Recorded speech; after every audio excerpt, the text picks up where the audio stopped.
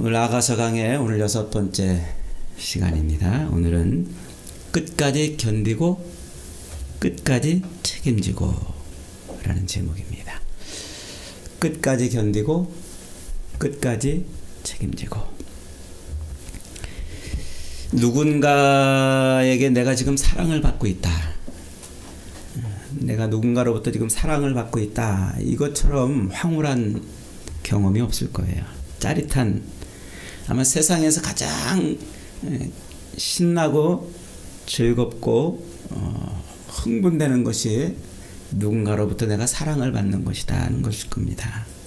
사랑이라는 것은 이게 설명할 수 없어요. 이론으로 설명해낼 수 없어요.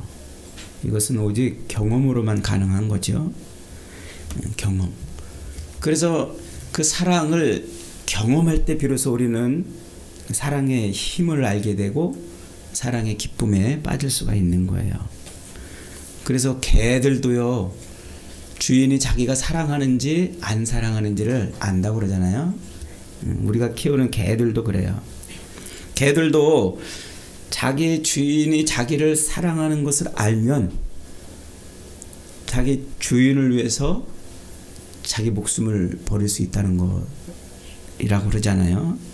그래서 옛날에 그런 글을 한번 읽어봤어요. 술 취한 주인이 산길을 넘어오다가 그만 너무 취해가지고 그만 그 숲속에 쓰러져서 잠이 들어버렸대요. 근데 마침 거기에 불이 나가지고 숲이 점점 타들어오는 거예요. 그러니까 개가 어떻게 했다고요? 개가 자기 온몸을 굴려가지고 그 숲에 주인 둘레에 있는 불을 끄고서는 자기는 홀랑 다 타고 죽었다잖아요. 그렇게 주인을 살렸다고 그러죠. 자기를 사랑하는 그 사랑을 느꼈기 때문에 그래요. 그래서 자기를 사랑하는 그 사람 주인, 그 사람이라는 그 단 하나 사실 때문에 자기 생명을 바친 거죠. 여러분, 개들도 그걸 알아요. 아, 내가 사랑을 받고 있구나. 내가 사랑을 받고 있구나. 뭣도 안다고요? 개도 알아요. 개도. 그렇게 누군가 깊이 나를 사랑하고 있다는 그 사실, 그것을 우리가 느낄 때 비로소 우리는 우리 삶에 희망을 갖고 소망을 갖는 거예요. 그런 소망이 내 삶에 넘칠 때, 그때 우리는 그 어떤 시련과 역경과 고난과 환난도 이겨낼 수가 있는 거죠. 그 사랑 때문에 이기는 거예요. 그 사랑의 힘으로 말이죠. 여러분, 춘향이를 보세요. 춘향이. 변사또가 얼마나 유혹합니까? 호강시켜주겠다, 팔자를 바꿔주겠다, 별별 것을 다 주겠다고 유혹하지만 그런 달콤한 유혹 앞에서 춘향이는 마음을 바꾸지 않아요. 그러자 변사또는 춘향이를 이번에는 위협합니다. 그리고 핍박을 합니다. 끝내 감옥에 가뒀어요. 감옥에서 칼을 뒤집어 쓰고도 춘향은 마음을 바꾸지 않았어요. 그가 그 감옥에서 칼을 뒤집어 쓰고서 무슨 생각을 했을까요? 당연히 자기가 기다리는 신랑 이도령 생각을 했겠죠. 사랑하는 낭군님이 반드시 돌아오리라. 자기가 사랑하는 낭군이 반드시 돌아오리라. 다시 오겠다는 약속을 남기고 간 그 신랑을 기다리는 거예요. 이 춘향이의 이 사랑의 가장 극단적인 대목이 어디입니까? 신랑이 온 거예요. 이도령이 왔어요. 그런데 무슨 모습으로 왔어요? 금의 환양. 출세해서 어사화를 머리에 꽂고 온 게 아니고 거지로 온 거예요. 거지로. 얼마나 기가 막혔겠습니까? 그러나 춘향이는 어떻게 했어요? 끝까지 자기 사랑을 버리지 않았다는 거죠. 이도령을 진짜 사랑한 거예요. 진짜 사랑했기 때문에 그 고난과 핍박을 이길 수 있었던 거죠. 결국 이도령은 자기의 본 모습을 짠 하고 보여줍니다. 그리고서는 둘이 행복하게 잘 살았더라. 그게 춘향전의 이야기입니다. 끝까지 견딘 그 춘향이의 사랑과 그리고 끝까지 자기 사랑을 지켜낸 이도령의 사랑. 오늘 우리가 읽은 이 솔로몬과 술람미 여인의 사랑이 바로 그런 사랑이에요. 그런 사랑. 오늘 본문에서도 이 술람미 여인의 끝까지 견딘 사랑과 솔로몬의 끝까지 책임지는 사랑, 그것을 오늘 본문에서 가르쳐주고 있어요. 그래서 오늘 설교 제목을 끝까지 견디고 끝까지 책임지고 라고 잡았어요. 사랑이 그런 거라는 거예요. 사랑이 뭐라고요? 끝까지 견디고 끝까지 책임지는 거예요. 오늘 본문 1절부터 5절까지는 사랑에 빠진 술람미 여인이 부르는 노래입니다. 이 술람미 여인은 다시 오겠다고 약속하고 결혼식을 준비하러 떠난 그 신랑을 기다리다가 열병에 걸렸어요. 사랑의 열병에 걸린 거죠. 상사병에 걸렸다고 그러죠. 이제 오나 저제 오나 주변 사람들의 놀림과 조롱과 손가락질로 인해서 그는 더욱더 사랑에 빠졌어요. 주변 사람들이 야, 너 얼굴이 그렇게 시커먼데 너 신랑을 기다리는 거 맞아? 야, 너 매일 그렇게 포도원에 나가서 일하고 그러면서 그러는데 신랑이 다시 올 것 같아? 그런 조롱과 그런 손가락질이 그로 하여금 어떻게 했다고요? 더 사랑의 열병에 빠지게 만들었다는 거예요. 그렇게 사랑의 열병에 빠져가지고 2장 6절에서 이제 솔로몬이 드디어 잠자면서까지 헛소리를 하는 거 아니에요? 잠자면서까지 환청을 듣고 잠자면서 이제 꿈에 자기 사랑을 보는 모습이에요. 그래서 오늘 우리가 읽은 이 5절까지가 솔로몬이 2장 6절부터 5절까지가 이렇게 통으로 술람미 여인이 꿈을 꾸는 모습이에요. 꿈속에서 신랑의 소리를 듣고 꿈속에서 신랑의 모습을 보는 거죠. 1절부터 2절 다시 한번 읽어봅니다. 시작. 내가 밤에 침상에서 마음으로 사랑하는 자를 찾았노라. 찾아도 찾아내지 못하였노라. 이에 내가 일어나서 성 안을 돌아다니며 마음에 사랑하는 자를 거리에서나 큰 길에서나 찾으리라 하고 찾았으나 만나지 못하였노라. 지금 이 사랑의 열병에 걸려서 꿈에 신랑을 찾아 헤매는 모습인데, 이 신부가 사랑의 열병에 걸려서 이 꿈을 꾸는 모습, 사랑에 푹 빠져가지고 자기 그 사랑하는 사람을 너무 사랑해서 막 꿈속에서도 환청을 듣고 꿈을 꾸면서 신랑의 모습을 보는 요 꿈으로 보여주는 요 꿈, 신랑을 기다리는 요 기간에 꾼 꿈, 요걸 지금 메타포라 그랬죠. 왜 지금 꿈이라고 그랬을까요? 왜? 신랑을 기다리면서 사랑의 열병에 빠져있는 그 술람미 여인의 모습을 지금 꿈으로 설명해내고 있는데 왜 이걸 꿈이라고 지금 설명한다고 그랬어요? 우리 인생, 다시 오실 예수 그리스도를 기다리는 우리 인생이 꿈이라는 거예요. 일장춘몽이라는 거예요. 일장춘몽. 그러니까 지금 우리에게 다시 오시겠다고 약속하시고 승천하신 그 예수님, 재림하시겠다고 약속하신 그 예수님을 기다리는 우리의 인생이 뭐라는 거예요? 꿈 같은 거라는 거예요. 꿈 같은 거. 여러분, 꿈은 뭐예요? 꿈은 꿈속에서 별일이 다 일어나도 눈 뜨고 일어나면 아무것도 아니에요. 꿈속에서 별일이 다 일어나도 깨면 그만이라는 거예요. 우리가 주님을 기다리면서 이 땅에서 별일을 다 겪어도 주님 오시면 그걸로 끝이에요. 이 땅에서 무엇을 얻으려고 애쓰고 몸부림치고 뭐 수십억 수백억 재산을 그렇게 갖고 있어도 주님 오시면 끝이라는 거예요. 이 땅에서 시련과 고난과 환난과 역경과 그 가시밭길을 걷는 것 같아도 눈 뜨면 끝인 거예요. 주님 오시면 끝인 거예요.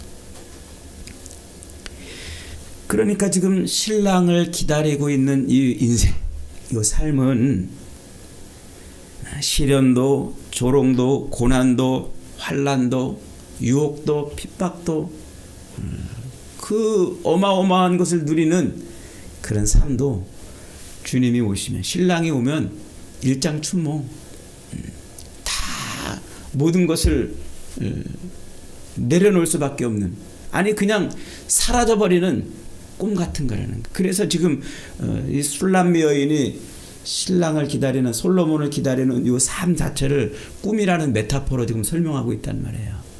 여러분, 저와 여러분의 인생이 그런 거예요. 지금 주님을 기다리고 있는 저와 여러분의 인생이 뭐라고요? 꿈이라고요. 일장춘몽이라고요. 몸부림치지 마세요. 애쓰지 마세요. 뭔가 얻으려고, 이 땅에서 뭔가 얻으려고 그렇게 애를 쓰고 땀 흘리고 눈물 흘리고 애가 달아서 그렇게 몸부림치지 않아도 돼요. 그리고 우리가 얻지 못하는 것, 누리지 못하는 것 때문에 가슴 아파하고 탄식하고 절망할 이유 하나도 없어요. 주님 오시면 그걸로 다 끝이에요. 일장춘몽이라는 거예요. 그래서 지금 꿈으로 설명하고 있는 거예요. 그래서 이 본문이 우리에게 요구하는 게 뭡니까? 주님을 기다리는 신부는 오로지 뭐만 바라봐야 된다는 거예요? 주님에 대한, 이 신랑에 대한 사랑, 이 사랑을 놓치지 말라는 거예요. 사랑. 여러분, 주님을 기다리는 신부로 여러분들은 이 사랑이 있으십니까? 사랑을 붙들기를 축복합니다. 자, 1절로 2절에서 마음으로 사랑하는 자, 그 다음에 마음에 사랑하는 자라는 말이 있어요. 이 히브리어에서 마음이라는 말은 레브라는 단어예요. 레브. 이 마음이라는 말을 표현할 때 레브라는 단어를 써서 표현하는데, 대표적으로 이제 잠언서 4장 3절에서 이런 말이 있어요. 무릇 지킬 만한 것보다 더욱 내 마음을 지키라. 생명의 근원이 이에서 나매니라. 예레미야 선지자도 그랬죠. 마음을 지키라 그랬잖아요. 그때 단어를, 이 마음이라는 단어를 보통 뭐라고 쓴다고요? 레브라는 단어로 쓴단 말이에요. 그런데 오늘 본문에서는 특이하게도 이 마음이라는 말을 뭐라고 썼다고요? 네페시라는 단어를 썼어요. 네페시. 독특한 단어예요. 네페시. 이 네페시라는 단어는 구약 성경에 한 750번 정도 쓰이는, 아주 많이 쓰이는 단어입니다. 헬라어로, 히브리어로 네페시라는 말을 헬라어로 표현하면은 푸시케 정도 돼요. 영혼 혹은 생명, 이런 뜻이죠.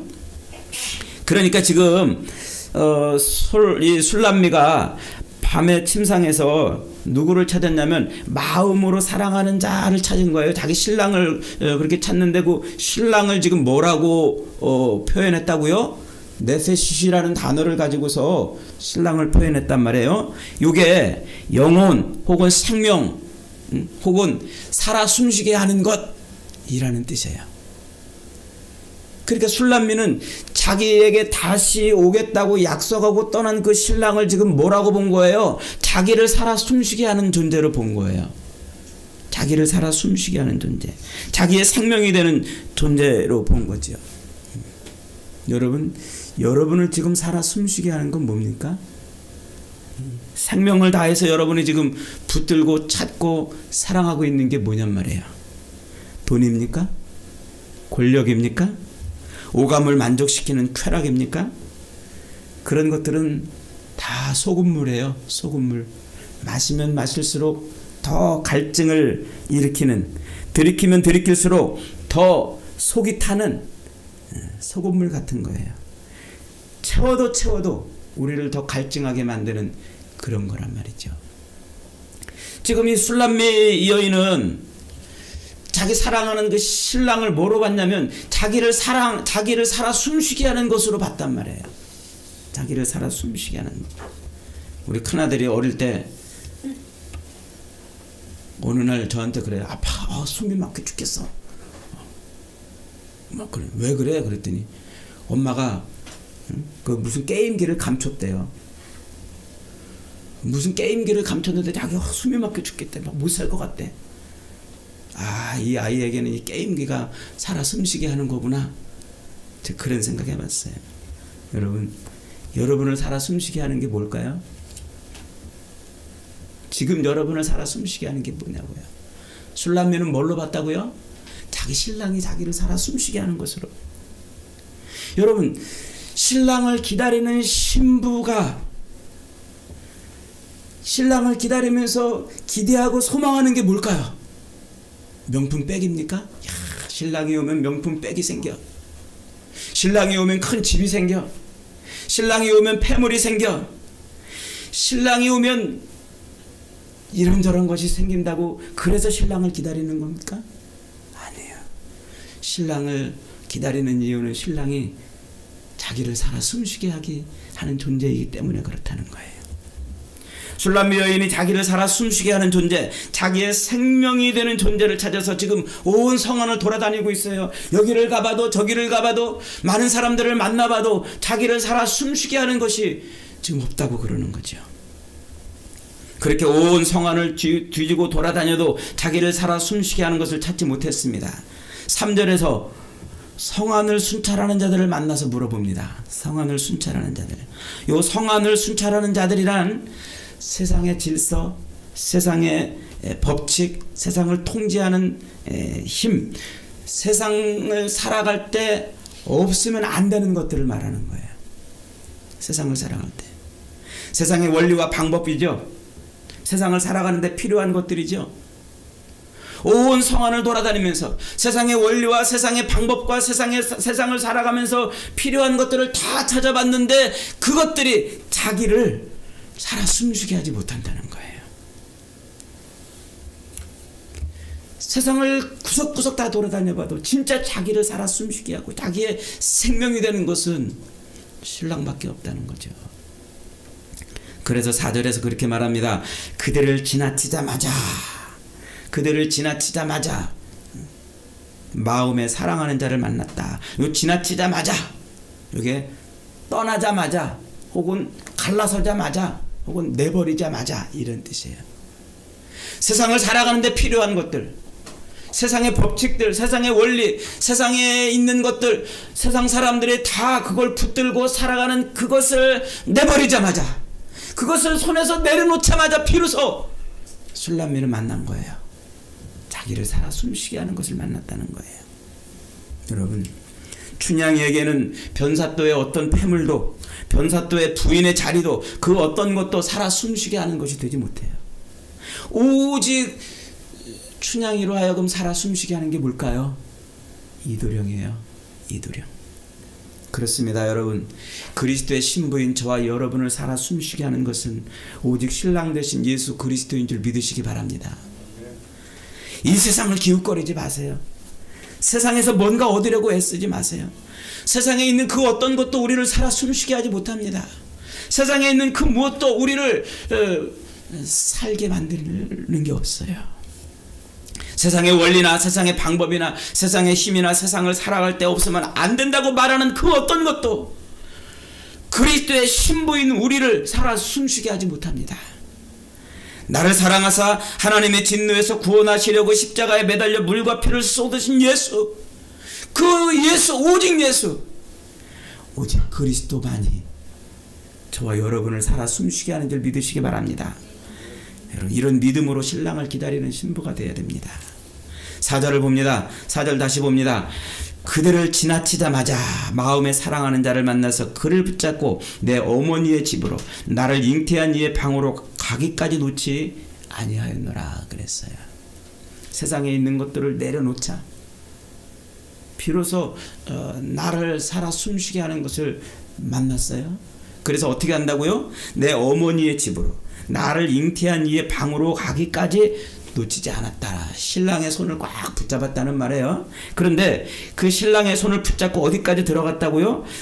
어머니의 집, 나를 잉태한 이의 방으로 들어갔다 그랬어요. 나를 잉태한 이의 방. 이게 처음 자리로 돌아갔다 이런 뜻이에요. 처음 자리로 돌아갔다. 처음 자리가 어딥니까? 여러분, 우리 인생이 재림하신 주님을 만나가지고 그 신랑 되신 주님의 손을 붙들고 가는 그 처음 자리가 어딥니까? 하나님이 나를 택하신 자리예요. 하나님이 나를 택하신 자리. 그 자리로 돌아가는 거죠. 이 개념은 굉장히 방대한 개념이에요. 성경에서 이 개념을 설명하려면 시간이 엄청 걸리는데 또 이 개념을 막 설명하다 보면 요 아가서의 그 본 줄기에서 또 좀 벗어나서 여러분이 충분히 또 이해하기가 쉽지 않은 면이 있어요. 그래서 이 방대한 개념을 다 설명 안 하고 간단하게 설명합니다. 간단하게. 여러분이 헷갈릴까봐 간단하게. 자, 요한복음 17장을 한번 열어보십시오. 여러분, 요한복음 17장에 가면은 예수님이 마가의 다락방에서 마지막 기도하시는 모습이 나와요. 그 요한복음 13장부터 마가의 다락방 이야기인데 설교도 하시고 성찬식도 하시고 그리고 17장에 가서 예수님이 이제 기도하시는 내용이 나오는데 21절 다 같이 한번 읽겠습니다. 시작. 아버지께서 내 안에 내가 아버지 안에 있는 것 같이 저희도 다 하나가 되어 우리 안에 있게 하사 세상으로 아버지께서 나를 보내신 것을 믿게 하옵소서. 내게 주신 영광을 내가 저희에게 주었사오니 이는 우리가 하나 된 것 같이 저희도 하나 되려 하려 함이니이다. 이 우리말로 번역하는데 사실은 잘 번역이 됐어요. 그러나 이 의미가 충분히 전달되지 않게 번역이 되어 있습니다만 쉽게 말하면 이거예요. 하나님과 예수님이 하나시라는 거예요. 하나님과 예수님이 하나시고 그 하나이신 그 하나님 앞에 우리가 서 있었다는 거예요. 그 앞에 우리가 있었다는 거예요. 그래서 우리도 하나님과 하나가 된다는 거예요. 하나가. 뭘 통해서요? 뭘 통해서 우리가 하나님과 하나가 된다고요? 예수 그리스도가 십자가에서 죽으시는 그 십자가 죽으심을 통해서 우리가 하나가 되는 거예요. 그래서 예수님이 지금 마지막 성만찬을 끝내시고 그 마지막 유월절 만찬의 그 마지막 자리에서 뭐라고 하나님 앞에 기도하냐면 하나님 아버지 우리가 하나이었던 것처럼 내가 십자가에 매달려 죽음으로 저들과 내가 하나가 돼서 아버지와 우리가 하나의 자리 그 자리에 다시 돌아가게 하여 주옵소서 라고 지금 하는 거죠. 그러니까 하나님과 예수 그리스도가 함께 있던 바로 그 자리에 우리가 있던 그 처음 자리로 돌아가는 거예요. 처음 자리. 에베소서 1장으로 한번 다시 가봅니다. 에베소서 1장. 에베소는 이 에베소 교회에 보내는 사도 바울의 편지죠. 요 에베소서 1장 3절부터 보면은 이런 말씀이 있습니다.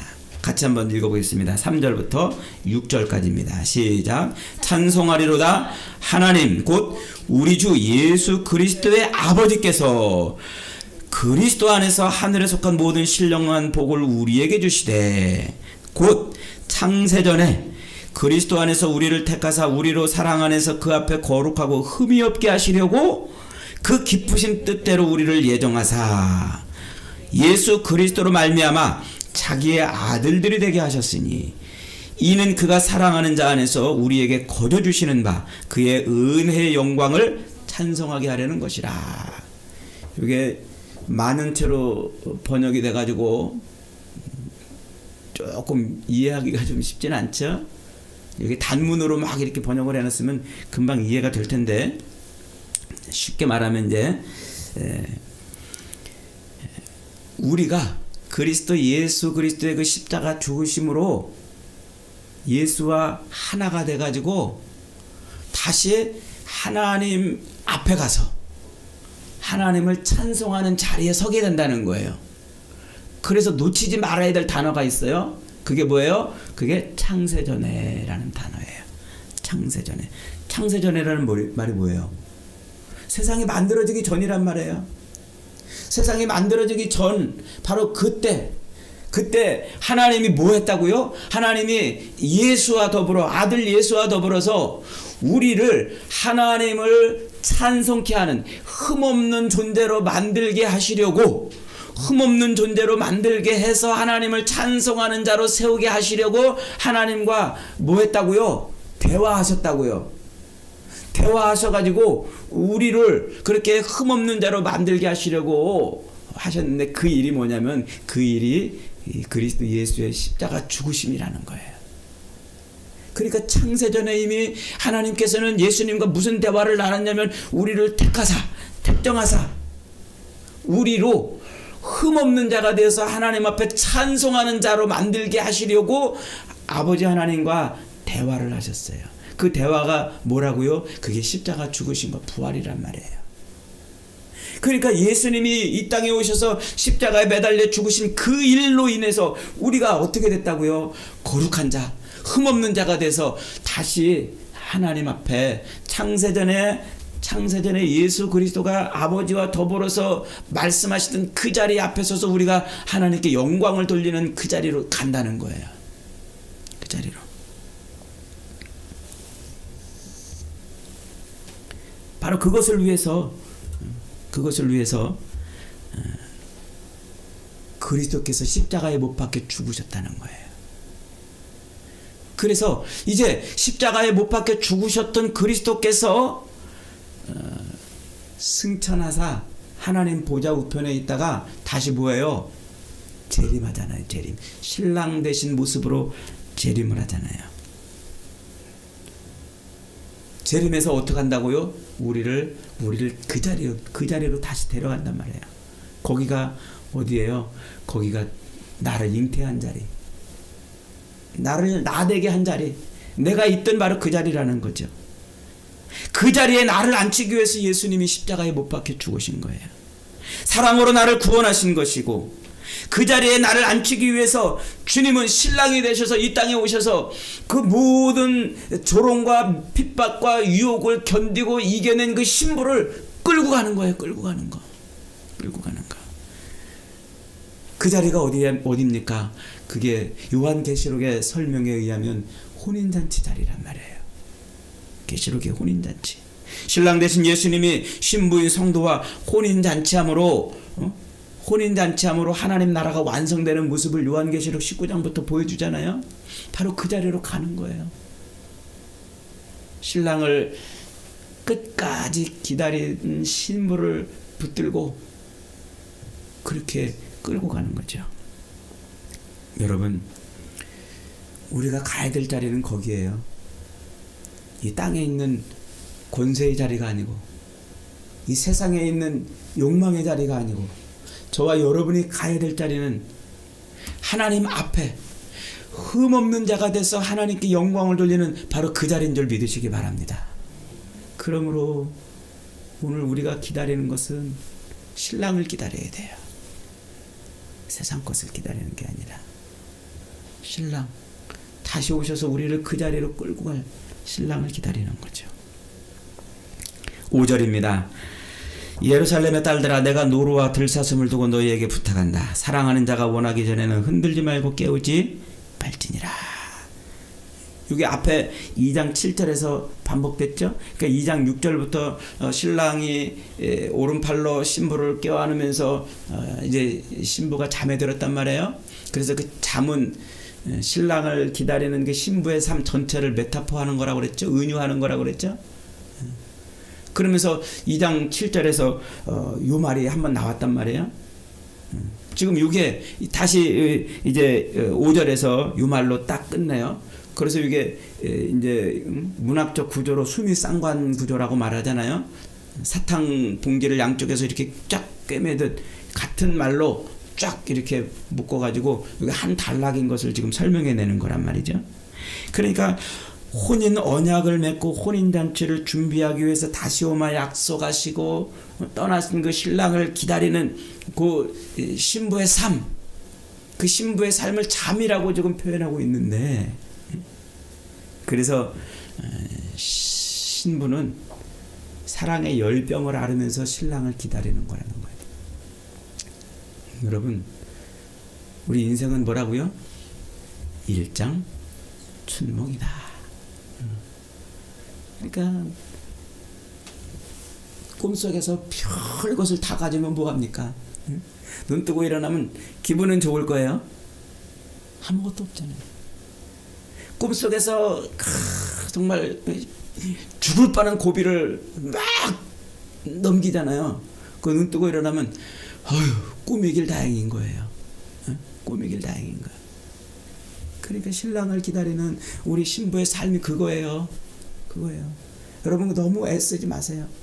너무 애가 달아서 몸부림치지 마세요. 세상 것에 목매지 마세요. 세상의 핍박을 두려워하지 마세요. 눈 뜨고 일어나면 일장춘몽이에요. 주님 오시면 다 그걸로 끝이에요. 우리는 주님만 기다리는 것, 주님만. 그렇게 기다리고 견디는 것, 그것이 뭐라고요? 그것이 신부가 가져야 될 사랑이라고요. 신부가 가져야 돼. 자, 그런데 오늘 본문은 그보다 더 훨씬 멋진 사랑을 또 보여주죠. 무슨 사랑일까요? 바로 잊지 않는 사랑. 자기 신부를 잊지 않는 사랑. 자기 신부를 끝까지 책임진 사랑. 왕궁으로 돌아갔던 솔로몬이 다시 술람미 여인을 찾아 돌아온 것이죠. 배반하지 않는 사랑. 끝까지 책임지는 사랑. 이 6절부터 11절까지예요. 6절부터 11절까지 솔로몬이 가마를 가지고 신부를 태우려고 연을 만들어 가지고 쫙 솔로몬의 그 용사 60여 명이 둘러싸가지고 그 가마를 지금 끌고 오는 장면이죠. 이 대목은 여자들이 부르는 노래예요. 신랑이 부르는 노래가 아니고 신부가 부르는 노래가 아니고 여자들이 부르는 거예요. 그러니까 뮤지컬 할 때 이제 신랑 쫙 노래 부르다가 신부가 쫙 노래 부르다가 백 코러스가 이제 합창 쫙 나오고 이러는 거잖아요. 이게 지금 백 코러스 합창하는 거예요. 신랑이 온 모습을 그냥 아주 합창단이 짠짜르짠하고 막 노래를 불러대는 거예요. 신부가 사랑을 잃지 않고 끝까지 견디니까 신랑이 드디어 온 겁니다. 6절 7절 다시 한번 읽어봅니다. 모략과 유향과 상인의 여러 가지 향품으로 향내 풍기며 연기 기둥처럼 거친 들에서 오는 자가 누구인가? 볼지어다 솔로몬의 가마라. 이스라엘 용사 중 60명이 둘러쌌는데. 솔로몬 왕이 자기의 사랑하는 여인을 잊지 않고 찾아온 것이죠. 사랑하는 여인을 위해서 가마를 준비했어요. 가마를 아낌없이 좋은 것으로 치장한 가마를 준비합니다. 그리고 주변의 용사들을 대동해 가지고 위풍당당하게 오는 거예요. 그 신랑이 오시는 그 모습, 주님이 재림할 때 그 모습이 위풍당당한 모습인 거예요. 주님이 재림하실 때 그 모습은요, 정말 세상 그 어떤 것으로도 형용할 수 없는 그런 아주 아름다운 모습으로 오신다는 말입니다. 자기를 기다리는 연인에게 끝내 돌아오는 사랑, 배반하지 않고 끝까지 책임지는 사랑, 그 사랑이 사랑 중에 최고라는 거예요. 신랑의 사랑이 끝까지 책임지는 사랑. 요한복음 13장을 가봅니다. 요한복음 13장도 아까 우리가 읽었던 그 17장처럼 예수님이 이제 마지막 마가의 다락방에서 마지막 만찬을 보내는 장면이에요. 요 마지막 체포되시기 바로 전날 몇 시간 전에 그 밤에 있던 사건인데 예수님께서 제자들과 함께 유월절 식사를 잡수시는 사건이죠. 예수님께서 저녁을 마치시고 겟셋마네 동산에 올라가셔서 힘써 기도하신 후에 이제 밤에 이제 겟셋마네 동산에서 성전 경비병들에게 체포를 당합니다. 그런데 13장은 이렇게 시작합니다. 1절 다 같이 한번 1절 읽습니다. 시작.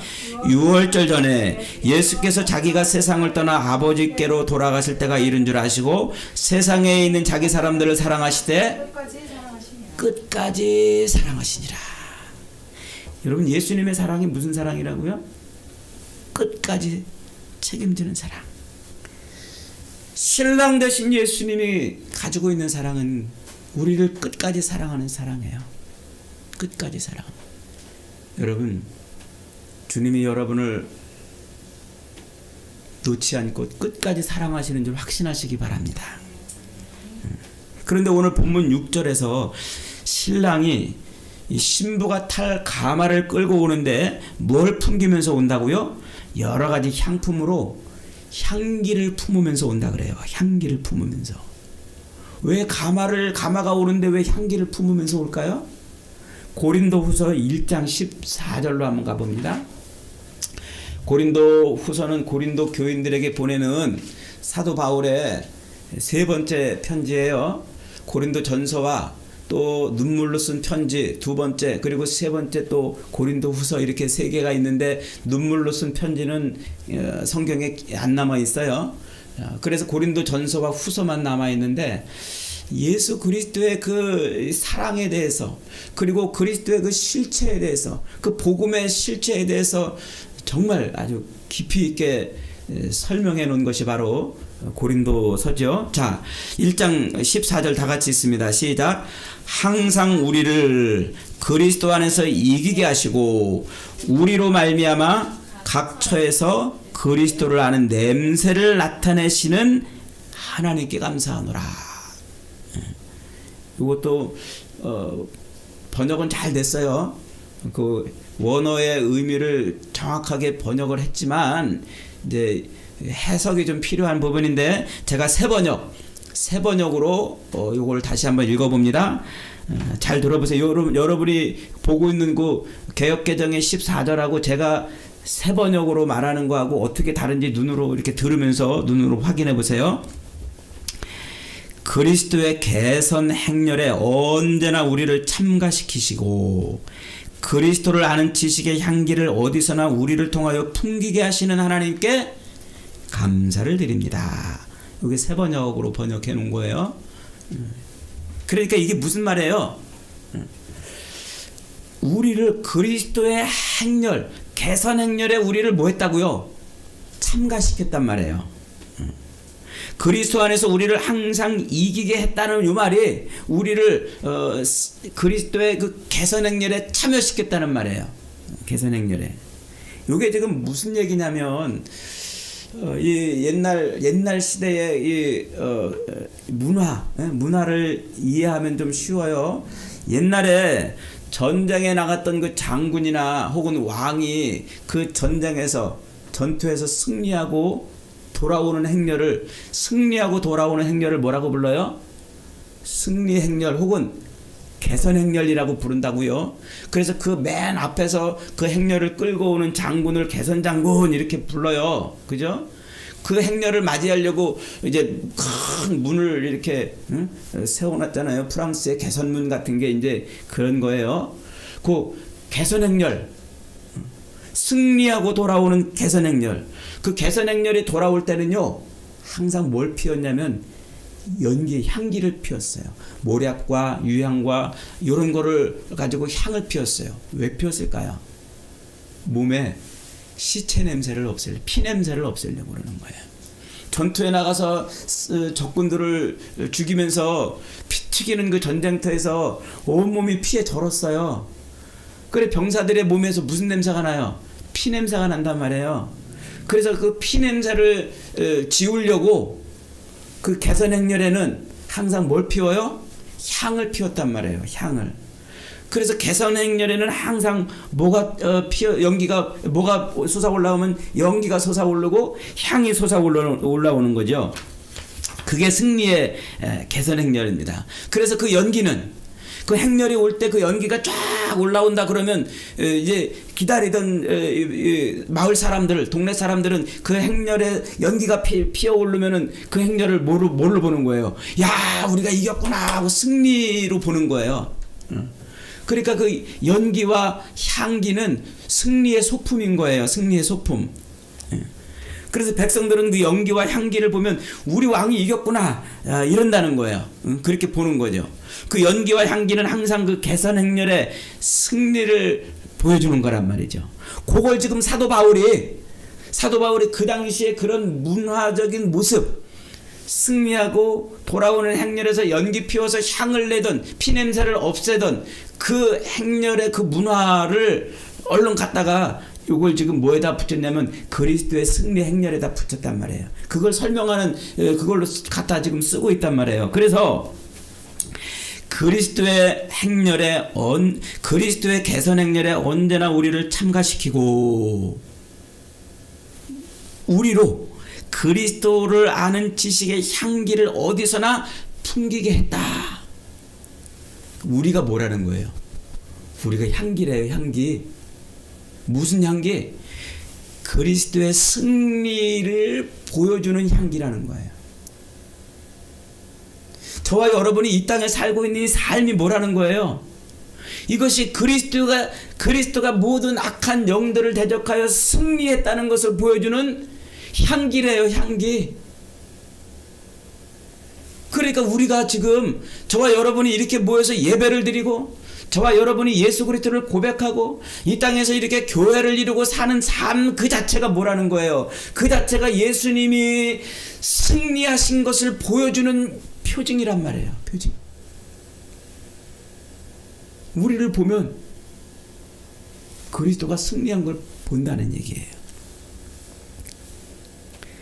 그러니까 신랑 되신 그리스도께서 다시 오시는 그 행렬, 재림, 그 다시 오시는 그 모습을 전쟁으로 모든 악한 영들을 다 멸하고 승리하시는 모습으로 그려내잖아요. 그래서 요한계시록 19장에서 예수님이 재림하실 때 뭘 타고 오세요? 백마를 타고 오세요. 백마 타고. 흰 말을 타고 온단 말이에요. 그 흰 말을 타고 오는 그 그리스도를 따르는 그 행렬에 동참하는 우리를 뭐라고 표현했냐면 역시 우리를 흰 말을 탄 무리들이라고 설명한단 말이에요. 그 개선 행렬에 오는. 그러니까 무슨 얘기입니까? 지금 요 아가서는 바로 그리스도께서 이 땅에 재림하심으로 오시는 그 모습을 모든 전쟁에서 승리하신 모습으로 설명해내고 있는 거예요. 그리고 그 승리하신 개선 행렬에 우리가 참여하잖아요. 신랑 되신 주님이 우리를 만나주잖아요. 그러니까 그 행렬에 참여하는 존재가 된단 말이죠. 그러니까 우리는 뭐가 된단 말이에요? 우리는 그리스도가 세상을 승리하셨다는 것을 보여주는 표징이란 말이에요. 저와 여러분이 지금 저와 여러분이 사는 삶은 뭐라고요? 예수님이 십자가 죽으셨다가 부활하심으로 그 모든 악한 사단의 영들을 다 제압하고 승리하신 그 결과물들이라니까요. 지금 저와 여러분의 삶이 그거란 말이에요. 그래서 우리는 그리스도의 향기라는 거예요. 눈 뜨고 일어나면은 사람들이 우리를 바라볼 때 사람들이 우리를 바라보고 예수님 승리하셨네 라고 보는 표징이란 말이에요. 우리가 사람들이 우리를 볼 때 우리의 삶의 모습을 보면서 그 향내를 맡는 거예요. 승리의 향내를 맡는 거예요. 여러분 그렇게 살고 있나요? 향기를 드러내고 있나요? 그리스도가 승리한 모습으로 여러분 사람들의 눈에 비춰지고 있나요? 그리스도인으로 산다고 하면서 그 십자가 승리에 동참했다고 하면서 그리스도의 그 신부라고 하면서 매일 살면서 우리 삶에서 매일 악취가 나고 있지는 않습니까? 돈 냄새 풍기고 더럽고 패역한 그런 욕망과 쾌락과 그런 것을 풍겨내고 있지 않냔 말이에요. 그러니까 저와 여러분이 지금 그리스도의 신부라면 그 신랑의 이제 그 개선 행렬 그 행렬에 이미 뭐 했다는 거예요? 이미 동참해 있는 거예요. 이미 여러분 저와 여러분은 이미 주님이 이 땅에 신랑으로 오시는 그 행렬에 이미 들어선 자들인 줄 믿으시기 바랍니다. 그것 때문에 사람들이 우리를 보면은 야 예수님 승리하셨네 라고 보여줘야 돼요. 사람들이 우리를 보면은 야 그리스도의 향기를 맡아야 되는 거예요. 눈 뜨고 일어나서 직장에 가든지 학교를 가든지 사업을 하든지 뭐라든지 이런저런 사람들을 만나면서 그 사람들이 우리를 보고서 그리스도를 볼 수 있어야 되고 그 사람들이 우리를 보면서 그리스도의 향기를 맡을 수 있어야 돼요. 그리스도의 향내를.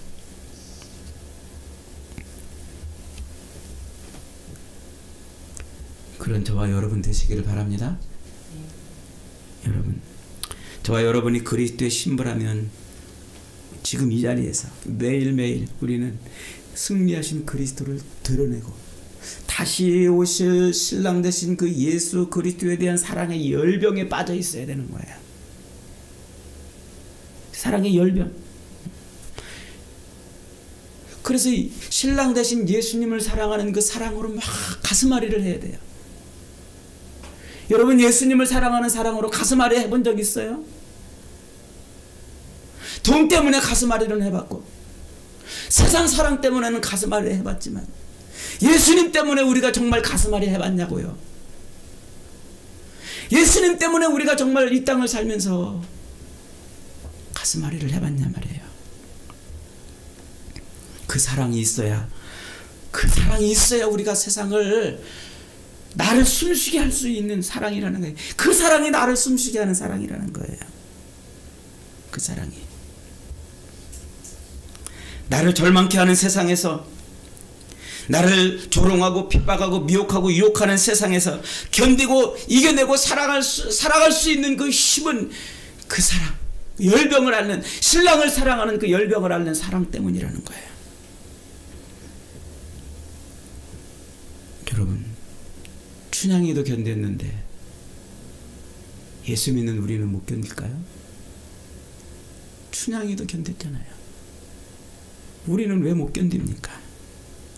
하나님의 사랑을, 이두령을 기다리는 그 춘향의 사랑보다 못하게 만들어줘야 되겠냐 말이에요. 사랑하는 여러분, 그리스도를 사랑하는 사랑의 열병에 빠지시기 바랍니다. 신랑을 기다리는 그 사랑의 열병에 빠지기를 바랍니다.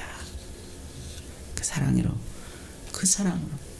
그 사랑의 열병을 알아야 우리는 신랑의 사랑을 받을 수 있어요. 우리 주님이 우리에게 그 사랑으로 견디라고 말하면서 하나님의 사랑을 이렇게 표현하잖아요. 로마서 8장 35절로 39절에 가면은요, 누가 우리를 그리스도의 사랑에서 끊으리요? 환난이나 곤고나 핍박이나 기근이나 적신이나 위험이나 칼이랴. 이 모든 일에 우리를 사랑하시는 이로 말미암아 우리가 넉넉히 이기느니라. 넉넉히 이기느니라. 내가 확신하노니 사망이나 생명이나 천사들이나 권세자들이나 현재일이나 장래일이나 능력이나 높음이나 깊음이나 다른 어느 피조물이라도 우리를 우리 주 예수 그리스도 안에 있는 하나님의 사랑에서 끊을 수 없느니라. 끊을 수 없느니라.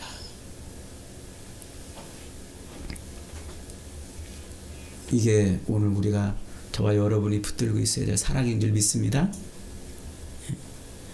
그런데 여러분, 마지막 말세가 되면은요, 세상에 사랑이 넘쳐난다고 그랬어요. 디모데후서 3장으로 한번 가봅니다. 디모데후서 3장, 사도 바울이 자기 영적으로 낳은 아들 디모데에게 보내는 편지죠.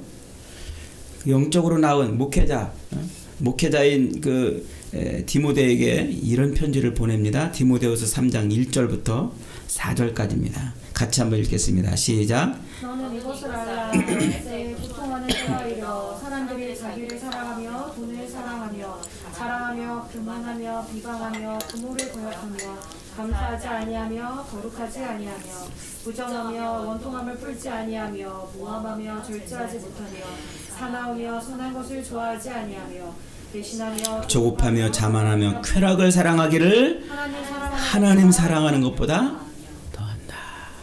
그러니까 이 말이 무슨 말이냐면, 세상에 말세가 되면은 세상이 뭘로 충만해진다는 거예요. 사랑으로 충만해진대요. 세상이 말세에 가장 큰 특징이 뭐라고요? 온통 세상이 사랑으로 충만해진다고요. 여러분, 그래서 보세요. 세상에 지금 사랑으로 충만해 있잖아요. TV도 그렇고 드라마도 그렇고 영화도 그렇고 음악도 종교도 다 사랑해. 사랑. 하다못해 애들 분유 하나 팔아먹어도 엄마의 사랑에 호소하잖아요. 사랑이 충만한 거예요. 종교도 보세요. 종교도, 불교도 다 사랑이라고 그러고 천주교도 사랑이라고 그러고 세상에 이런저런 종교들이 다 사랑. 그런데 어떻게 된다고요? 말세가 되면 그렇게 사랑이 넘쳐나고 사랑이 충만한데 그 사랑 때문에 고통을 당한다는 거예요. 사랑 때문에. 왜 그럴까요? 진짜 사랑이 없기 때문에 그래요. 홍수가 나면 세상에 온 물천지예요. 그런데 온통 물천지인데 마실 물이 없어서 기갈해요. 망망대해에 나가보세요. 온통 물천지잖아요. 온통 바다가 다 물이지만은 그러나 먹을 식수가 없어서 기갈하는 거예요. 그 온통 물천지인 그물들은 마시면 마실수록 병들게 하고 마시면 마실수록 갈증을 느끼게 하고 마시면 마실수록 속이 타는 그런 물인 거예요. 지금 말세에 충만하게 넘쳐난 세상에 있는 모든 사랑들이 다 그렇게 우리를 갈증하게 하고 병들게 하는 사랑이라는 거죠. 물은 물이로되 바닷물은 마실 수 있는 물이 아닌 것처럼 말세에 충만한 사랑은 사랑이로되 우리를 행복하게 해주는 사랑이 아니고 우리를 살게 해주는 사랑이 아니고 우리를 숨쉬게 해주는 사랑이 아닌 거예요. 우리를 병들게 하는 사랑이고 우리를 갈증하게 하는 사랑이고 우리를 더욱더 욕망에 빠져들게 하는 사랑인 거예요. 그래서 말세가 사랑으로 충만해지는데 그 사랑으로 충만한 그 사랑 때문에 고통받는 때가 온다는 거예요. 여러분, 성도가 진짜 맛을 사랑이 뭡니까? 태양처럼 온 세상을 뒤바꿔 놓아도 성도가 진짜 맛을 사랑은 오직 그리스도 예수의 사랑밖에 없는 줄 믿으시기 바랍니다. 아들을 아낌없이 우리에게 내어주신 그 하나님의 사랑, 그 사랑이 아니고는 우리를 살아 숨쉬게 하는 사랑이 없어요. 신랑 되신 예수 그리스도의 그 사랑이 아니고는 우리가 살 수 있는 사랑이 없습니다. 끝까지 우리를 사랑하는 그 사랑으로 우리는 사는 줄 믿습니다. 배반하지 않는 사랑, 우리를 살아 숨쉬게 하는 사랑, 그리스도의 사랑, 하나님의 진노에서 우리를 구하시려고 십자가에 매달려서 자기 물과 피를 다 쏟아내시고 죽어주신 바로 그 사랑이 저와 여러분을 살리는 사랑이에요. 살리는 사랑. 우리는 그 사랑을 어떻게 마실 수 있습니까? 열병을 알아야 돼요. 신랑 대신 그 사랑을, 신랑 대신 신랑을 사랑하는 그 사랑의 열병을 알아야, 그래야 그 사랑을 마실 수 있어요. 여러분, 돈을 사랑하며 열병에 빠지지 마세요. 세상을 사랑하며 열병에 빠지지 마세요. 세상에 있는 이런저런 것 때문에 열병을 앓지 마세요. 예수 그리스도 우리의 신랑 되신 그분을 사랑하는 사랑에 열병에 빠지시기 바랍니다. 그래야 우리가 진짜 사랑으로 살아 숨쉬는 인생이 되는 겁니다. 언제나 서나 그 사랑으로 가득 차고 먹든지 마시든지 무엇을 하든지 그 사랑으로 가득 차시기를 바랍니다.